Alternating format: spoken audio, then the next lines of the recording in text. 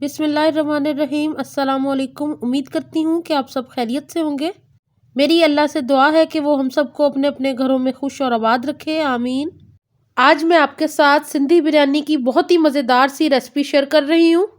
मज़ेदार सी इस बिरयानी को मैं चिकन के मीट के साथ तैयार करूँगी। मुझे उम्मीद है कि आपको ये सिंधी बिरयानी की रेसिपी बहुत ही अच्छी लगेगी। मुझे उम्मीद है कि आपको ये पसंद आएगी, तो इस वीडियो को ज़्यादा से ज़्यादा लाइक्स दीजिएगा। और अगर आपको मेरी कुकिंग अच्छी लग रही हो तो मेरे चैनल को सब्सक्राइब ज़रूर कीजिएगा और साथ ही बेल के आइकॉन को भी ज़रूर प्रेस कीजिएगा नई वीडियोस के नोटिफिकेशन के लिए। फुल रेसिपी के लिए डिस्क्रिप्शन बॉक्स को ज़रूर चेक कीजिएगा। तो चलिए स्टार्ट करते हैं इस मज़ेदार सी बिरयानी की रेसिपी को। मेरे चैनल पे राइस की और भी रेसिपीज़ हैं, उनको भी चेक कीजिएगा। यहाँ पे मैंने एक पतीला ले लिया है और उसके अंदर 2 कप ऑयल के शामिल कर रही हूँ, क्योंकि मैं ज़्यादा क्वांटिटी में बना रही हूँ इस बिरयानी को। ऑयल गर्म हो गया है। अब मैं इसके अंदर शामिल करूँगी प्याज, जो कि मैंने बारीक स्लाइस में कट कर लिए थे। ये तकरीबन 1 किलो प्याज है, जिसको मैंने बारीक स्लाइस में कट करके ऑयल के अंदर शामिल कर दिया है। और इसको अब अच्छी तरह हम फ्राई कर लेंगे। इसको लाइट गोल्डन कलर का करना है हमने। यहाँ पे प्याज ब्राउन हो गया है। अब मैं इसके अंदर शामिल कर रही हूँ 4 टेबलस्पून लहसुन अदरक का पेस्ट। अब हम लहसुन अदरक को भून लेंगे। तकरीबन 1 से 2 मिनट में अच्छा सा लहसुन भून जाएगा।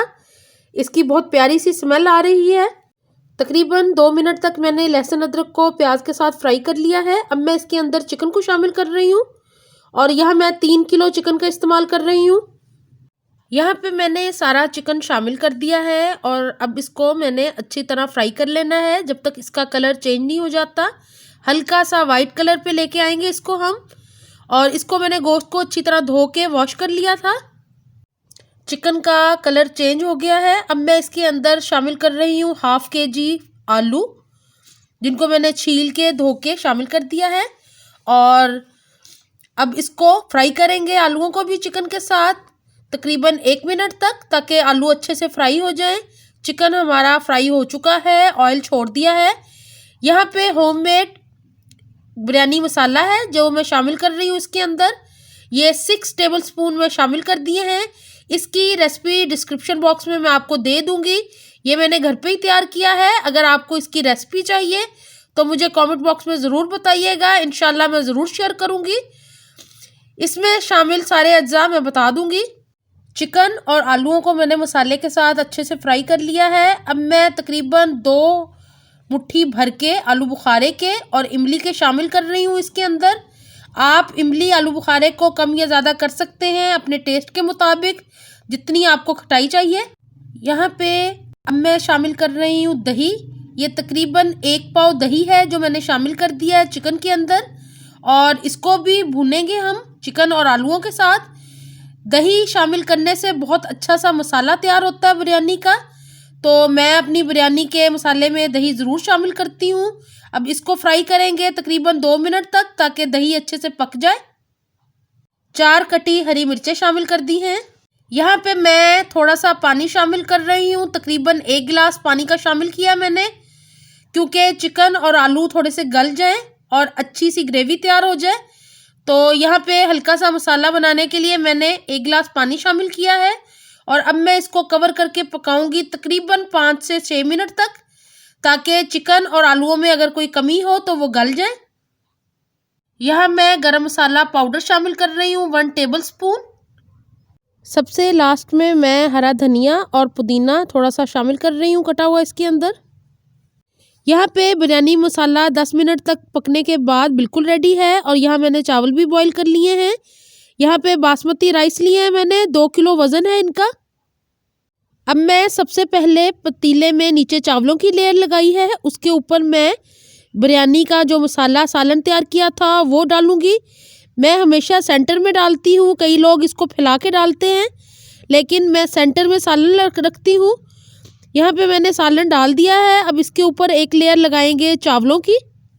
अब मैं ऊपर से थोड़ा सा पुदीना शामिल कर रही हूँ, जिससे बहुत ही अच्छी खुशबू आती है। और बिरयानी मसाला बनता ही इसी से है, तो पुदीना ज़रूर ऐड किया करें बिरयानी में। अब मैं पुदीना शामिल कर दिया है, साथ ही थोड़ा सा ब्राउन प्याज जो कि मैंने फ्राई करके रखा था उसको शामिल कर दिया है। और अब मैं फिर एक लेयर लगा रही हूँ चावलों की। चावलों की एक लेयर लगाने के बाद मैंने ऊपर से सालन फिर शामिल कर दिया है। साथ ही मैं कटा हुआ धनिया, पुदीना और ब्राउन किए हुए प्याज शामिल किए हैं। अब सबसे लास्ट में हम चावलों की एक और लेयर लगाएंगे। तो यहाँ पे मैं इसको फैला के डाल रही हूँ चावलों को। चावलों को हमने फैला के ही शामिल करना है। यहाँ पे 3 लेयर्स तैयार हो गई हैं, पहली चावलों की, सालन की और फिर सालन की और चावल की। तो सबसे लास्ट में मैं यहाँ पे ज़र्दा रंग शामिल कर रही हूँ जो मैंने हाफ कप दूध के अंदर शामिल कर दिया था और ये मैंने ऊपर फैला के डाल दिया है। साथ ही मैं कटा हुआ धनिया और पुदीना शामिल कर रही हूँ ऊपर से, और जो थोड़ा सा ब्राउन प्याज बचा हुआ है इसको भी शामिल कर दूँगी मैं ऊपर से, जिससे हमारी बिरयानी बहुत ही खूबसूरत और मज़ेदार लगेगी और खुशबू भी बहुत अच्छी होगी और खाने में भी बहुत मज़ेदार होगी। तो ज़रूर इस रेसिपी को ट्राई कीजिएगा घर में। तकरीबन 15 मिनट मैंने इसको हल्की आंच पे दम पे रखा था। आप देख रहे हैं कि कितनी स्टीम निकल रही है इसमें से।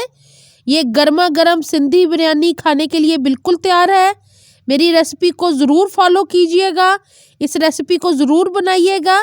इंशाल्लाह इससे पहले आपने ऐसी मज़ेदार बिरयानी नहीं खाई होगी तो ज़रूर इसको ट्राई कीजिए। यहाँ पे मज़ेदार सी सिंधी बिरयानी बिल्कुल तैयार है। आप देख रहे हैं कि किस कदर खूबसूरत और यम्मी लग रही है। तो मेरी वीडियो को ज़्यादा से ज़्यादा लाइक्स दीजिएगा। अब इसको सर्व करेंगे। मज़ेदार सी इस सिंधी बिरयानी की रेसिपी को घर में ट्राई करें और इन्जॉय करें, और मेरी वीडियो को ज़्यादा से ज़्यादा लाइक्स दीजिएगा। जिन बहन भाइयों ने अभी तक चैनल को सब्सक्राइब नहीं किया प्लीज़ वो ज़रूर कर लें और मुझे अपनी दुआओं में याद रखा करें। इंशाल्लाह आइंदा भी अच्छी रेसिपीज़ के साथ आऊँगी। अपना बहुत ख्याल रखिएगा। अल्लाह हाफिज़।